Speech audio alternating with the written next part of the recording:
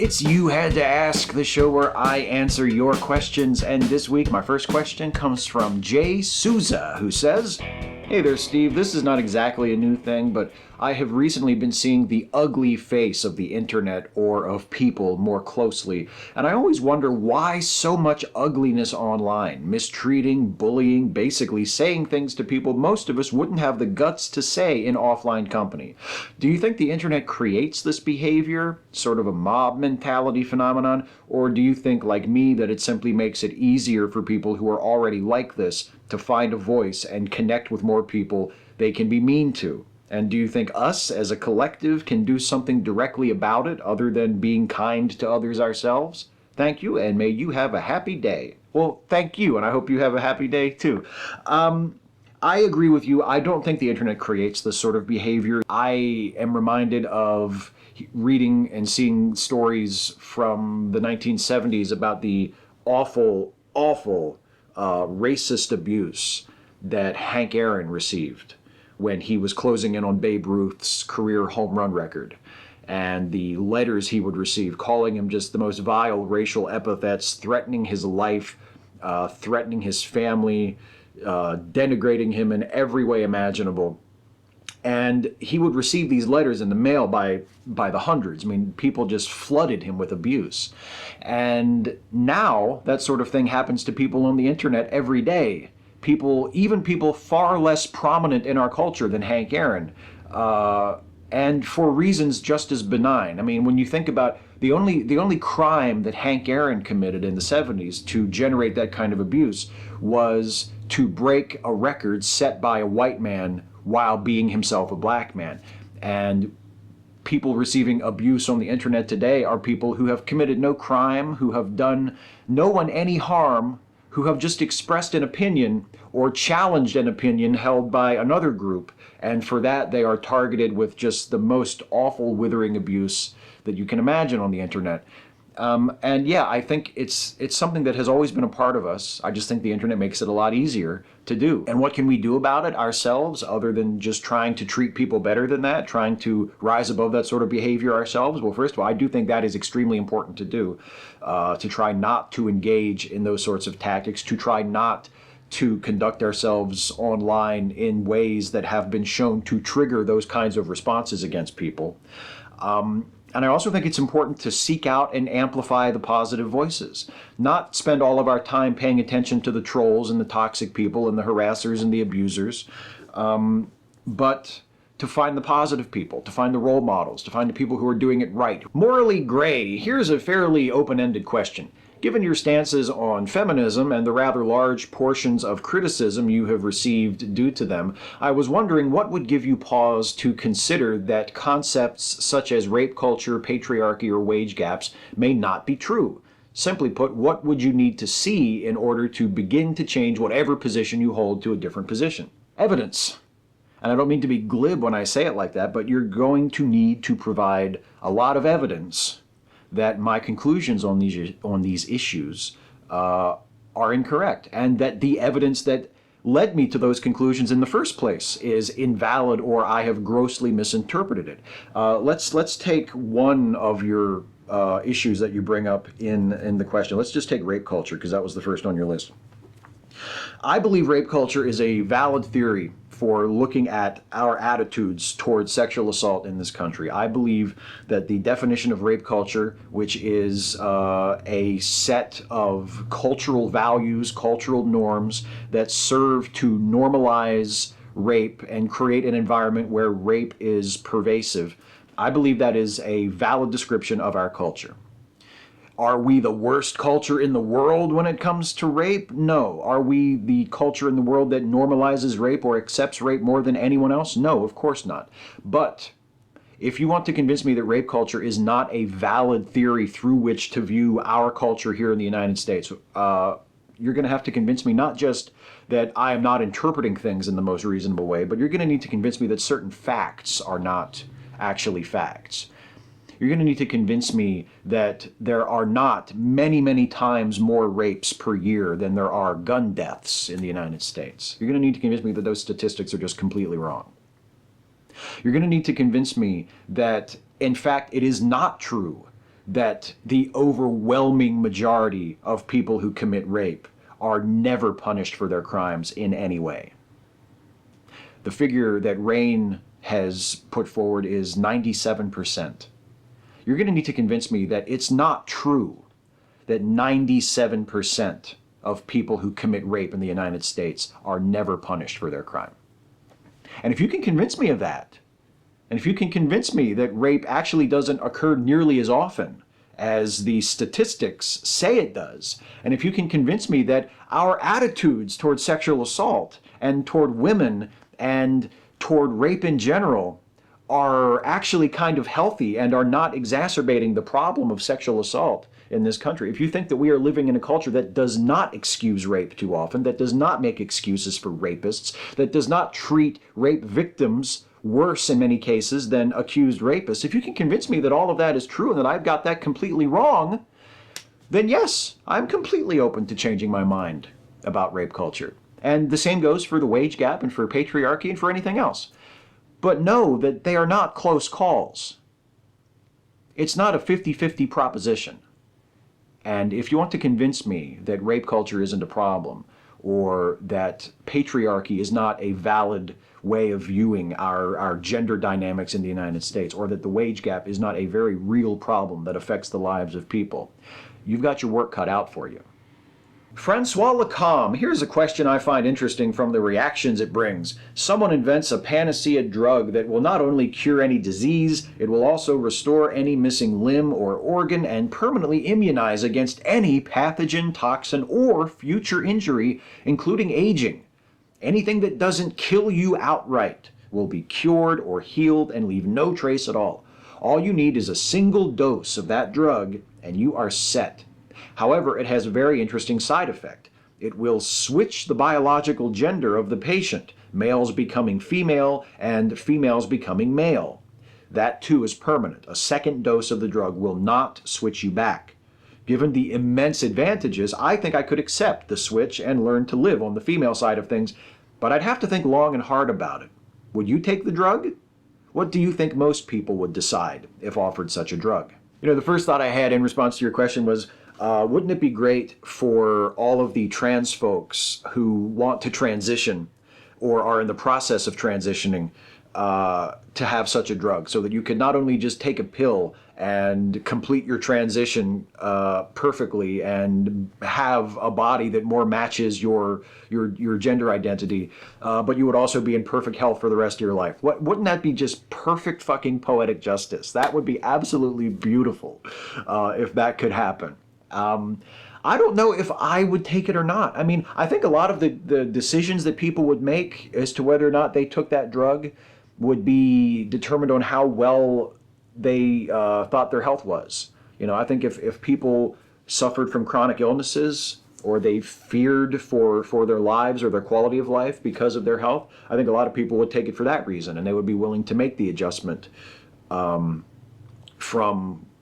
male to female or female to male in exchange for not having to deal with those problems anymore. I think maybe a lot of people who live in poverty who are feeling very threatened by the specter of unpayable medical expenses would be willing to take the drug in exchange for perfect health for the rest of their lives, and would be willing to deal with the sex transition. So I think it would depend a lot on circumstances other than, what the pill actually does. But I don't know if I would or not. I mean, it would be, I have allergies. I suffer from nasal allergies, as some people know, and as is sometimes apparent in my videos if I'm having a bad day when I'm shooting a video. So it would be nice to be rid of that. I don't know. Maybe I would. Maybe I would take the pill and become a woman, but then go on hormone therapy so I could still grow my beard. Maybe I would do that. Maybe that would be my solution. Shadowman4710. Steve, I was wondering what your opinion of Stanley Kubrick's 2001 A Space Odyssey was. I know that it's still fairly controversial among film fans, even after all these decades. It seems that you either love it or hate it. I know a number of internet film critics absolutely hate it and think that anybody who does like it is a pretentious douche. Your thoughts? Well, I guess I'm a pretentious douche because I love 2001 A Space Odyssey. I have loved it from The first time I saw it, and the first time I saw it was when it was being aired on TV, like on Saturday afternoon, and I was maybe 9 or 10 years old. I remember watching it and just being fascinated by it, just being entranced by it. You know, how the scope of it, starting with the ape men in the early scenes, and then going from there to what at the time was the future, the year 2001, and the life in space, and the visuals, the orbiting space station, which looked exactly like illustrations in science books that had belonged to my mother, that I had read and fallen in love with from the 50s and 60s. I love 2001: A Space Odyssey. I think it's one of my very favorite films. It's usually in my, if I were to sit down and make my list of like my 10 favorite movies just off the top of my head, it would almost certainly be in the top 3. I adore the movie. I adore it for its visuals, for its pace, for its precision, for its mystery. I just think it's one of the most fantastic films ever made. I absolutely love it. But do I get why people don't like it? Yeah. It moves very slow. It's very quiet. It doesn't really offer the audience much. It's definitely not a movie that reaches out too far to the audience. It's very cold and very removed, as much of Kubrick's work is. You know, it's very self-contained and very stoic.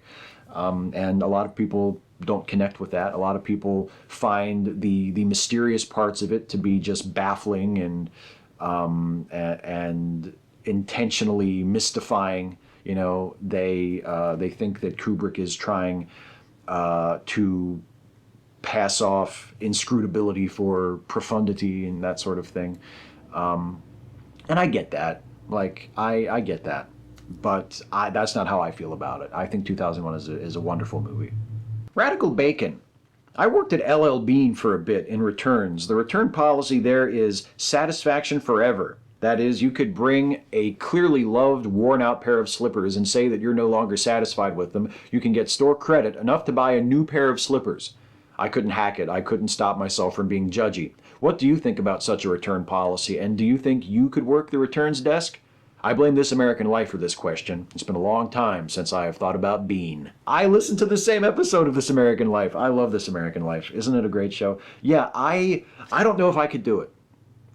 And I think on that show, the producer who was hosting that segment of the show said that there was this peculiar reaction that they had where they actually kind of felt sorry for LL Bean because people were bringing back items that were clearly items that they had owned for years and years and years. And then they're just bringing them back so they can basically swap them for a new one. And that didn't seem like fair. It just didn't seem right. It seemed like they were taking advantage of the policy to avoid having to just buy a new pair of slippers or whatever.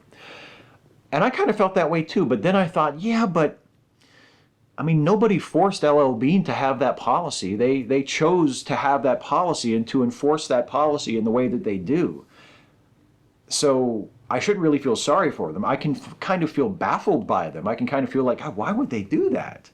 Why would they allow people to just walk in with clearly used items and just give them back and say, give me store credit, I'm going to go get another one? It just doesn't make sense to me. But that's what they do. And it seems to work for them. I mean, LL Bean is still in business after all these years. They've been around for what, like 100 years now? And it seems to be working okay for them. So who am I to argue? But I don't get it. And yeah, I don't know if I could do it. I don't know if I could work the returns desk. And you know, take the returns without showing any judgment on my face. I don't know if I could or not. I might be in the same boat as you. The Bryant Burns. Hey, Steve, I'm an atheist, but my parents are passionate and deeply spiritual pastors.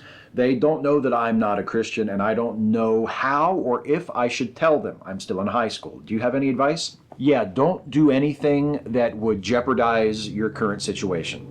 If you think that your parents would not react well to you telling them that you're an atheist, then my advice would be not to tell them.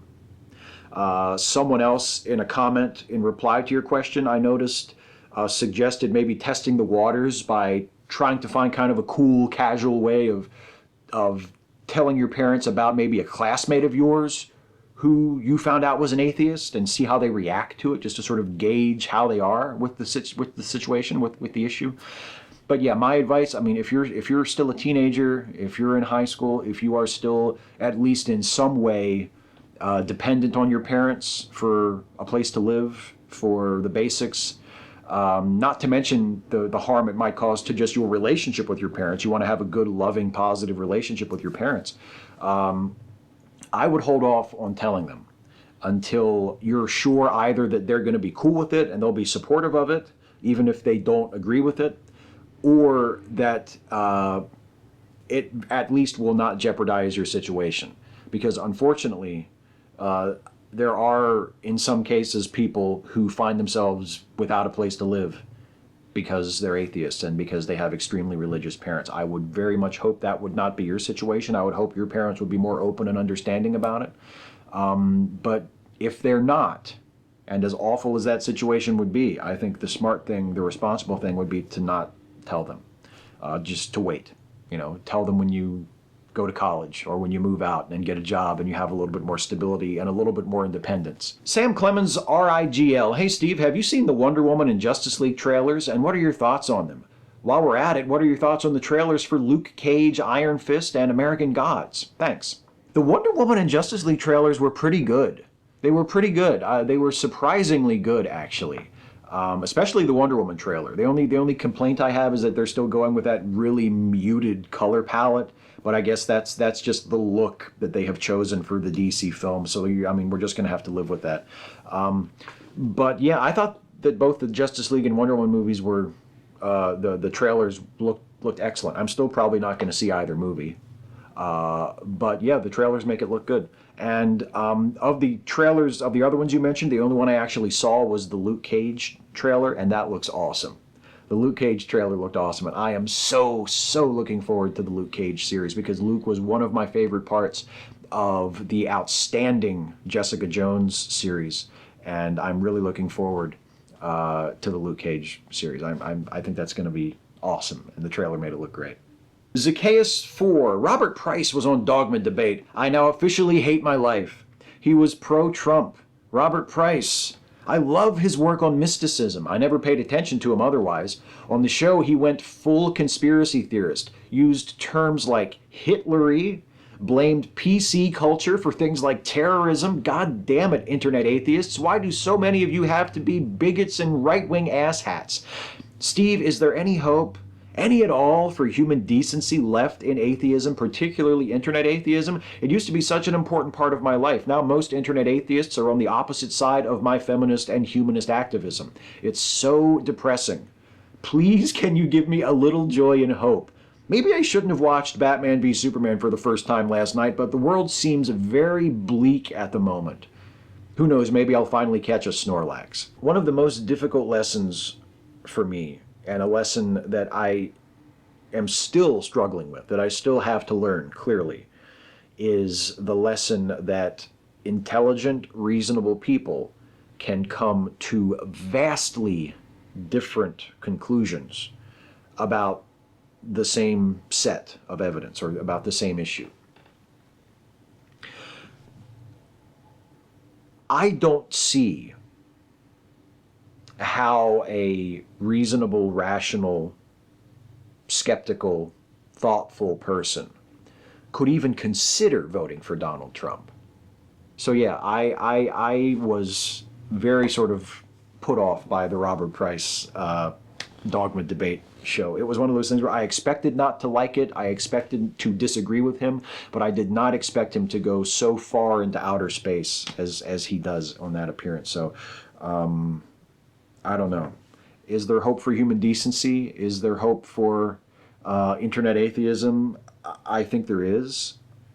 I think it ties back to what I said in the answer to an earlier question, which is we have to find the positive voices. We have to find the progressive, humanistic, inclusive, accepting, kind, compassionate voices. And they are there.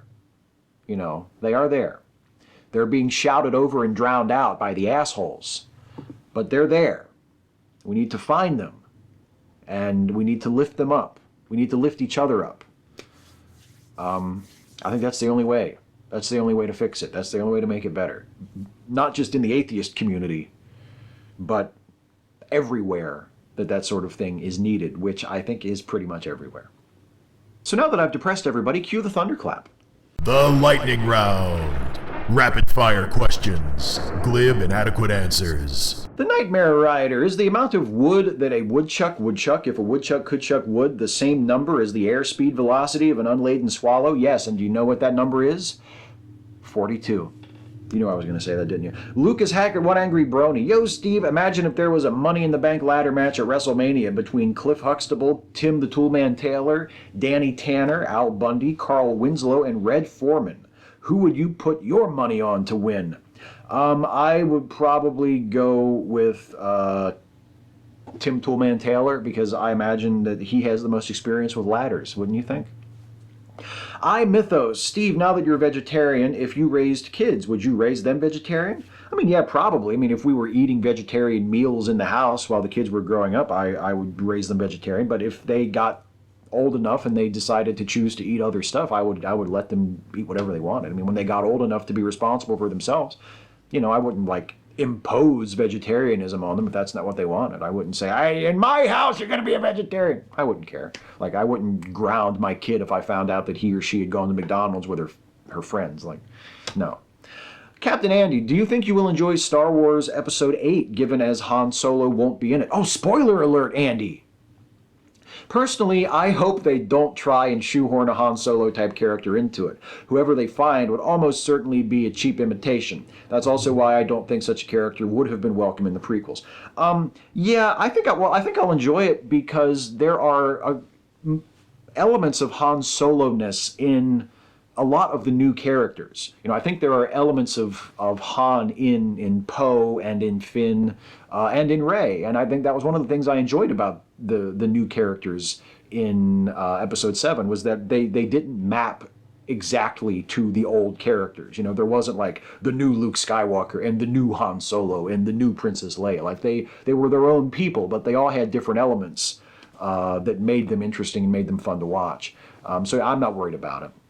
The good thing is that the non-Jedi characters vastly outnumber the Jedi characters, and that was my problem with the prequels. It's like they're all Jedi and they're all so boring, you know, so that won't be a problem for this new trilogy, I don't think, at least not at this point. Patrick Dodds, Steve, I have to throw out an am I normal question to you. I like the works of Amy Grant, unironically, and Doug Stanhope on a scale of normal to Crispin Glover. How weird does that make me? Also, do you have contradictory tastes in things that cross the spectrum of who you are? Please share with us.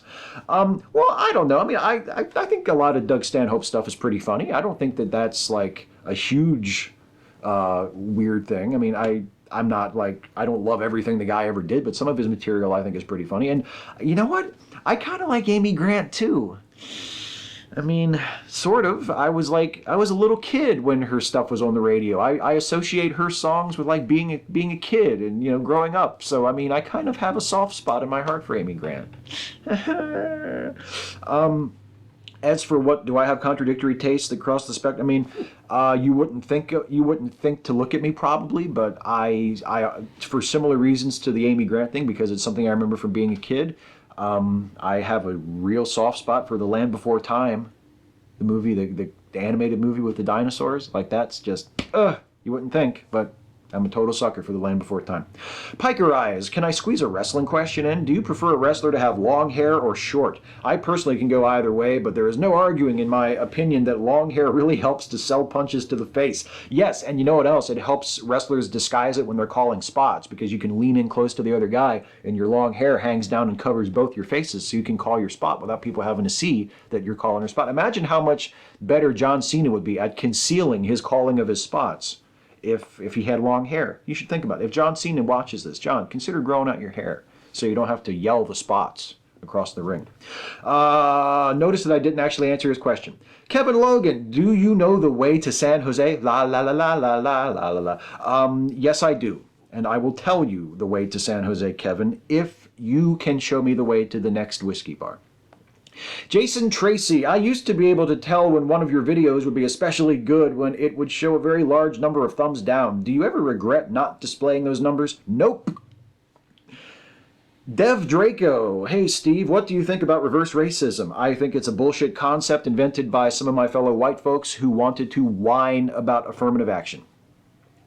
Gehenna Destiny, have you been paying attention to the broken Matt Hardy angle over on TNA at all? Did you see his Slammiversary promo or the final deletion match or anything else that has followed? Is it terrible or amazing? Your thoughts? I haven't seen all of it. I've seen a lot of it, and I think it is terrible and amazing. I think it is as close to The Room that pro wrestling has ever gotten, or at least has gotten in a very long time. So I'm weirdly fascinated by the Matt Hardy broken, Brother Nero storyline. Cat Incognito. Hey Steve, Star Trek Discovery lightning round question.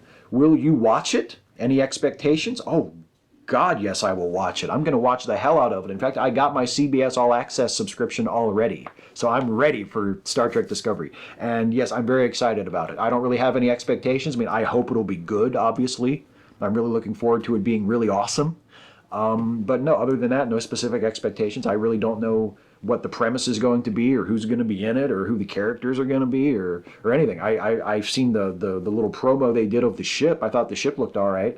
A lot of people thought the ship looked terrible. I thought it looked kind of cool. I think it's cool that they're going back to the old Star Trek Phase 2 designs for the ship that was designed for the aborted Star Trek Phase 2 TV series in the 70s. I think that's kind of cool. But yeah, I'm just waiting to see it. I hope it's going to be awesome, and I intend to watch the shit out of it. That's it for the lightning round. That's it for the questions. Before I go, it's time for the shout out. The shout out this week goes to an awesome podcast that I just discovered a couple of weeks ago, actually. It's called Utah Outcasts. This is a show that describes itself as an unabashedly atheist podcast from the great and spacious state of Utah. It is hosted by X, Kyle, and Felicia. It is an awesome show. Those of you who are always on the lookout for new podcasts to sort of add to your rotation, I hear from a lot of you on Facebook and on other social media outlets where you're like, what are some awesome podcasts? What podcasts do you listen to? I'm looking for new podcasts. Utah Outcasts. I highly recommend it. And speaking of podcasts, I also want to bring to your attention, as I always do at this time, the Lemme Lisen podcasts. These are a series of podcasts that are the creations of my very good friend Jason Harding, also known as Jason with a D, who owns the Opinionville YouTube channel, one of the awesome channels on YouTube, one of my very, very favorite things. And the Lemme Listen podcasts consist of Lemme Finish, which Jason co-hosts with Finite Atticus, a hilarious show. There is American Monsters and How to Destroy Them, the awesome improv comedy podcast that you will absolutely love, that is now in its second season. There is Cinema Shack, which is an awesome movie review podcast. There is Cinetific, which is another upcoming podcast that will also be movie related. And most importantly, for me, and my gigantic ego, there is Late Seating, which is the podcast that Jason co-hosts with me, where we watch a classic movie and we review it, we summarize it, we make fun of it, and then we decide whether or not it deserves its reputation as either a classic or a notorious dud. Our most recent episode was about Star Trek V. You can listen to that. You can listen to all of our past episodes and all of the episodes of all of the awesome Lemme Listen podcasts by going to lemmelistenpodcasts.com, and I sure do wish you would. Well, that's it for me, everybody. I am out of here. Next week is episode 200 of You Had to Ask. And to mark the occasion, in addition to changing things up a little bit in terms of the format and the way I'm presenting the show, I'm also soliciting questions for the cast of the Steve and Stuffy videos, as I often do on milestone episodes. So if you have a question for me, please ask me. If you have a question for Stuffy or Toby Benson or Millicent or Wilhelmina or Jack McPherson or any of the cast members of the Steve and Stuffy videos, please feel free to ask it in the comments below. Ask me a question. Ask any of the Steve and Stuffy characters a question. Leave a comment asking us your question on this video for the next video. We will answer as many of your questions as we possibly can in the next video in You Had to Ask number 200. Thank you for paying attention to this. So I did 200 of them. I really, really appreciate it. I'll see you next time for episode 200. And until then, take care, everybody. Hey folks, one more thing. I hope you enjoyed this video. If you did, please like, share, and subscribe. And also please consider helping me to make more videos like this one by supporting this channel through Patreon. You can go to patreon.com/Steve Shives to become a patron. Thanks again for watching, and I'll see you next time.